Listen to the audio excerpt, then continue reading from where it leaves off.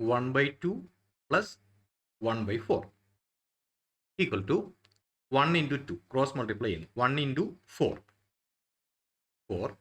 plus 1 into 2 divided by 2 into 4 8 equal to 4 plus 2 6 by 8 ചെറുതാക്കിയാൽ 2 കൊണ്ട് 2നെ cut ചെയ്ത് ചെറുതാക്കാം. അപ്പോൾ 6ന്റെ പകുതി 3/4 കിട്ടി. ഇനി 1/2 മൈനസ് 1/4 ആയാൽ ഈക്വൽ ടു അവിടെയും ഇതുപോലെ തന്നെ 1 into 4 minus 1 into 2 divided by 2 into 4 8 equal to 4 minus 2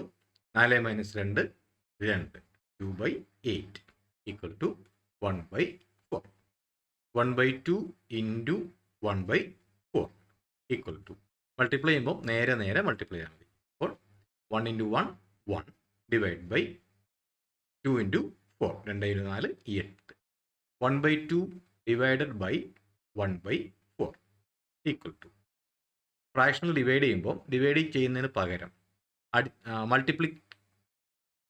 multiplicative inverse അതായത് റെസിപ്രോക്കൽ വിൽക്രമം കൊണ്ട് ഗുണിക്കുക. അതായത് 1/2 ഇൻറ്റു ഈ 1/4 4/1 ആയിട്ട് മാറും. 4/1 ഈക്വൽ ടു 4/2 എന്ന് കിട്ടും. Equal to